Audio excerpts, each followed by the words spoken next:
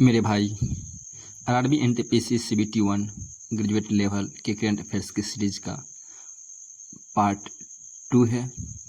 और आज के इस पार्ट में युद्धाभ्यास का अगला जो प्रश्न है वो है साइक्लोन से। दरअसल बात 2019 ईस्वी की है।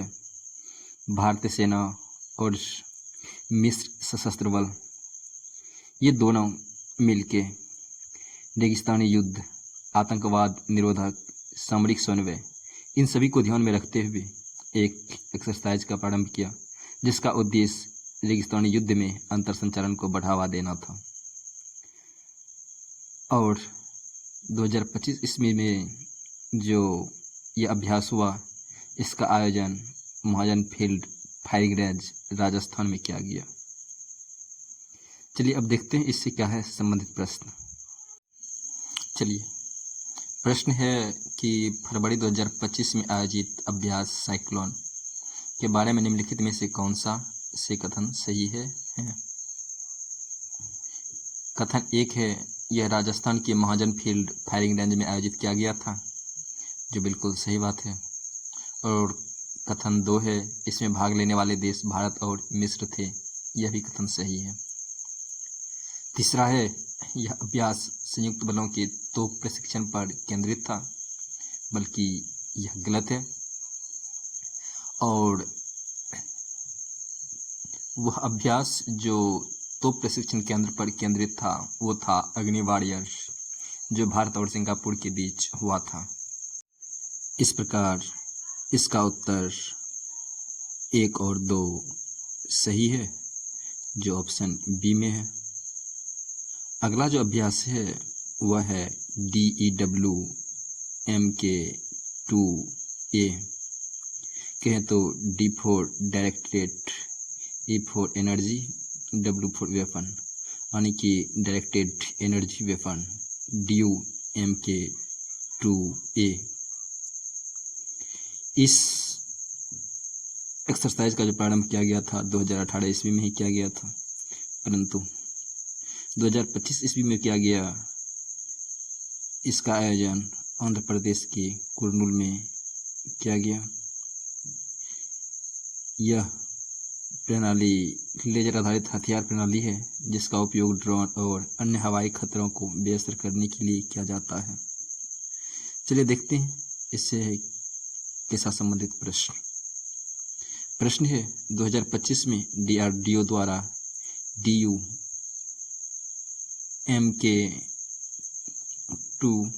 प्रणाली का फील्ड प्रदर्शन कहाँ किया गया था? ऑप्शन है पोखरण, 2 कर्नूल, तीसरा बेंगलोर, चौथा नई दिल्ली, यानी कि सही उत्तर आंध्र प्रदेश का कुर्नूल होगा। अगला जो युद्धाभ्यास है वो है टाइगर ट्रम्प। दरअसल वर्ष 2019 की बात है। भारतीय सशस्त्र बल और अमेरिकी सशस्त्र बल, इन दोनों ने मिलके हदार, कहें तो मानवीय सहायता और आपदा राहत HADR में त्रिसेवा अंतर संचालन को बढ़ावा देने के उद्देश्य से किया गया था, जिसकी मुख्य गतिविधि के रूप में HADR तो हुआ ही, उनके साथ संयुक्त समन्वय और SOP का विकास करना था। वर्ष 2025 ईस्वी में जो इसका आयोजन किया गया था, 2 चरणों में आयोजित किया गया था। पहला था बंदरगाह चरण, जिसका आयोजन विशाखापट्टनम में किया गया, तो वही दूसरी समुद्री चरण प्लस HADR का काकीनाडा में किया गया था। इसमें त्रिसेवा अंतर संचालन पर बल दिया गया और यह पहला अभ्यास था जब US स्पेस फोर्स भाग लिया था।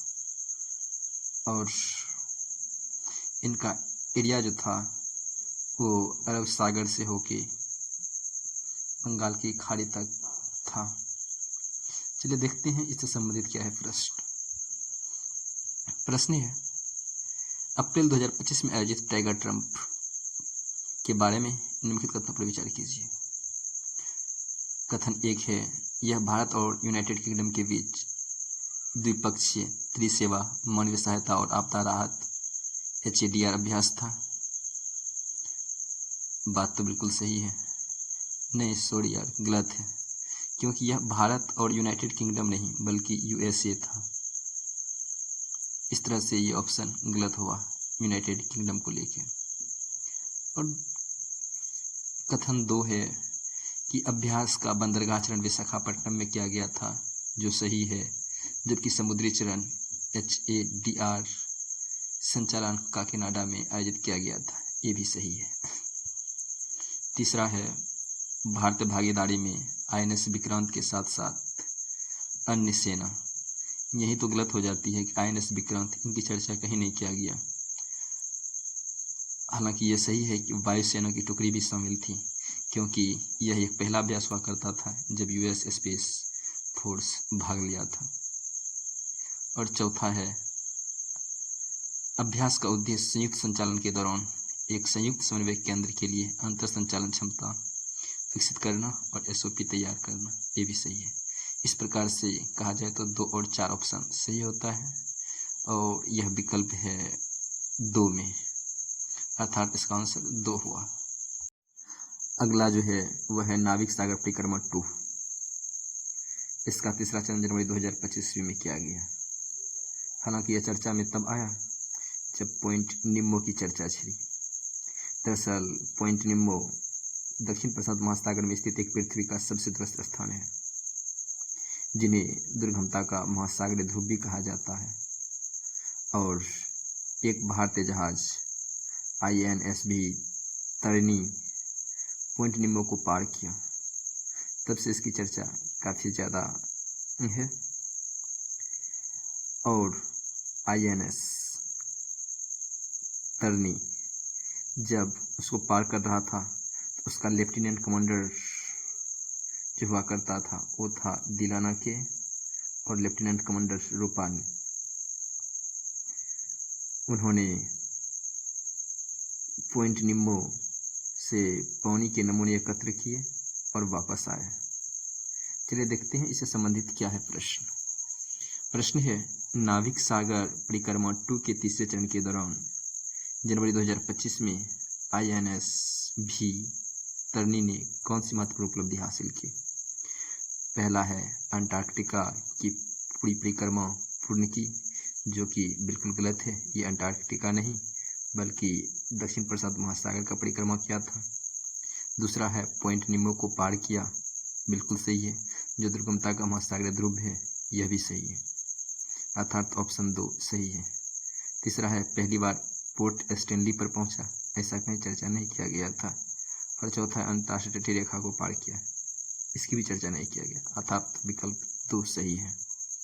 अगला जो प्रश्न है वह है टाइगर ट्रम्प से, और इसकी थ्योरी सेक्शन की चर्चा मैंने पहले ही कर लिया है। प्रश्न है, भारत और संयुक्त राज्य अमेरिका के बीच संयुक्त सैन्य अभ्यास टाइगर ट्रम्प 2025 की उल्लेखनीय विशेषता क्या थी? ऑप्शन 1 है भागीदारी केवल नौसेना तक सीमित थी। हाँ, कैसी अपमानजनक बातें कर रहा है ये ऑप्शन 1। आप लोगों ने पढ़ा ना, त्रिसेवा सेना पे आधारित था ये, यानी थल सेना, नौसेना, वायुसेना। तो फिर ये केवल नौसेना बल कितना गलत है, आप ही बताओ। चलिए अब चलते हैं ऑप्शन 2 पे। कहता है आतंकवाद विरोधी अभियानों पर विशेष ध्यान दिया गया, ऐसा है? आप लोगों ने पढ़ा था ना, HADR पे आधारित था, यानी कि मानवीय आपदा से संबंधित था। तो इसमें आतंकवाद विरोधी कहाँ से आ गया, अर्थात ये भी ऑप्शन गलत है। और ऑप्शन तीसरा है कि केवल अरब सागर क्षेत्रों में संचालित किया गया था। मैंने बताया था ना, इसकी एरिया जो था बंगाल की खाड़ी से लेके अरब सागर तक था, अर्थात ये भी कथन गलत है। और ऑप्शन चौथा है पहली बार संयुक्त राज्य अमेरिका अंतरिक्ष बल को शामिल किया, सही बात है। मैंने बोला था ना कि यह पहला अभ्यास था जब USA का स्पेसक्राफ्ट ने भाग लिया था, अर्थात पहली बार संयुक्त राज्य अमेरिका अंतरिक्ष बल यानी स्पेस बल को शामिल किया। स्पेस फोर्स को, अर्थात ऑप्शन 4 सही है। अगला जो प्रश्न है वह है तरंग शक्ति से। 2024 ईस्वी में ऐसा माना जाता है कि भारत ने अपना पहला और सबसे बड़ा बहुराष्ट्रीय हवाई युद्ध अभ्यास आयोजित किया, जिसमें 10 से अधिक देशों ने भाग लिया। उनमें से प्रमुख जो है अमेरिका, ब्रिटेन, फ्रांस, ऑस्ट्रेलिया आदि आदि। चलिए देखते हैं इससे संबंधित क्या है प्रश्न। प्रश्न है 2024 में भारत ने अपना पहला और सबसे बड़ा बहुराष्ट्रीय हवाई युद्ध अभ्यास आयोजित किया, जो कि उसकी रक्षा कूटनीति में एक महत्वपूर्ण मील का पत्थर साबित होगा। इस अभ्यास का नाम क्या था? ऑप्शन 1 है वायु शक्ति अभ्यास, दूसरा है तरंग शक्ति अभ्यास, तीसरा है युद्ध अभ्यास और चौथा है शक्ति अभ्यास। इस तरह से आप लोगों ने देखा इसका आंसर तरंग शक्ति है और यह विकल्प 2 में है। अगला जो प्रश्न है इसका थ्योरी सेक्शन हम लोग पहले ही कर चुके हैं। देखते हैं कौन कौन सब इनका आंसर दे पाते हैं। प्रश्न है मार्च 2025 में भारत ने अफ्रीकी देश के साथ समुद्री सहयोग बढ़ाने के उद्देश्य से किस नौसैनिक अभ्यास के उद्घाटन संस्करण की मेजबानी की? ऑप्शन 1 है अफ्रीकी भारत प्रमुख समुद्री सहभागिता, ऑप्शन 2 है हिंद महासागर नौसेना संगोष्ठी, ऑप्शन 3 है अभ्यास मिलन और चौथा है अभ्यास वरुण। बताइए कौन सा आंसर होगा? नहीं बता पाए ना? मैंने बताया ना एकमी मतलब अफ्रीका इंडिया की मैरीटाइम एंगेजमेंट। तो अफ्रीका भारत प्रमुख समुद्री सहभागिता को ही तो अफ्रीका इंडिया की मैरीटाइम एंगेजमेंट कहते हैं, अर्थात ऑप्शन 1 सही है। देखें ना किस तरह से क्वेश्चन रहता है। चलिए अगला जो अभ्यास है वो है इनियोकोस। इनियोकोस ग्रीस की वायुसेना द्वारा आयोजित एक वार्षिक अभ्यास है, जिसमें भारत पहली बार शामिल हुआ, जिसमें भारत की ओर से Su-30 लड़ाकू विमान ने भाग लिया, IL-78 ने भी भाग लिया। यह एक ऐसा विमान हुआ करता था जो हवा में ईंधन भरने का काम करता था। और तीसरा है C-17 परिवहन विमान, इन सभी ने शामिल किया। चलिए देखते हैं इनसे संबंधित क्या है प्रश्न। प्रश्न है अभ्यास इनियोकोस 25 में भारतीय वायुसेना दल ने किस प्रकार के विमान को शामिल किया? ऑप्शन 1 है केवल IL-78 हवा में ईंधन भरने वाले विमान। बात तो सही है लेकिन केवल लेके जिन ये गलत है। ऑप्शन 2 है केवल C-17 परिवहन विमान। ये बात सही है कि C-17 परिवहन विमान ने भाग लिया था, परंतु केवल यही थोड़ी ना था, तीनों था। और ऑप्शन 3 है Su-30 लड़ाकू विमान ने भाग लिया। मेरे भाई ऊपर की तीनों ने जो है भाग लिया। इस प्रकार से ऐसा कोई विकल्प सही होगा जिनमें ये तीनों ही ऑप्शन सही होगा, और इस तरह सा जो विकल्प है वो विकल्प है 4, अर्थात इसका आंसर 4 होगा। अगला जो युद्धाभ्यास है उसका भी थ्योरी सेक्शन पार्ट 1 में ही हो चुका है। चलिए देखते हैं उनसे संबंधित क्या है प्रश्न। प्रश्न है मार्च 2025 में भारत में किस घटना की प्रतिक्रिया में ऑपरेशन ब्रह्मा शुरू किया गया? ऑप्शन 1 है अंडमान द्वीप समूह में ज्वालामुखी विस्फोट, ऑप्शन बी है भारत के पूर्वी तट को प्रभावित करने वाले चक्रवात, ऑप्शन 3 है पूर्वोत्तर भारत में भीषण बाढ़, और ऑप्शन 4 है म्यांमार में विनाशकारी भूकंप। आप लोगों ने पीछे पढ़ा है ना कि मार्च 2025 की घटना है जब म्यांमार और थाईलैंड में विनाशकारी भूकंप आया, जो 8+ का रिक्टर पैमाने का हुआ करता था। तो उनकी राहत के लिए भारत की ओर से चिकित्सा टीम को भेजा गया था। तो इस प्रकार से इसका आंसर जो होगा म्यांमार में विनाशकारी भूकंप होगा, अर्थात ऑप्शन 4 है। अगला जो क्वेश्चन है उसका भी थ्योरी सेक्शन हो चुका है। प्रश्न है ऑपरेशन ब्रह्मा 2025 के तहत भारत द्वारा म्यांमार को किस प्रकार की सहायता प्रदान की जा रही है। तो इसमें ऑप्शन जो है 1 केवल वित्तीय सहायता, 2 है केवल चिकित्सीय सहायता, और तीसरा है आपदा राहत सामग्री, मानवीय सहायता, खोज और बचाव दल, और चौथा है केवल खाद्य आपूर्ति। आप लोगों ने HADR का नाम सुना है। इनमें तीनों ही शामिल है, वित्तीय सहायता, चिकित्सा सहायता और आपदा राहत सामग्री। इस तरह से विकल्प 3 सही होता है। आपदा राहत सामग्री, मानवीय सहायता और खोज और बचाव दल, अर्थात इसका विकल्प 3 होगा।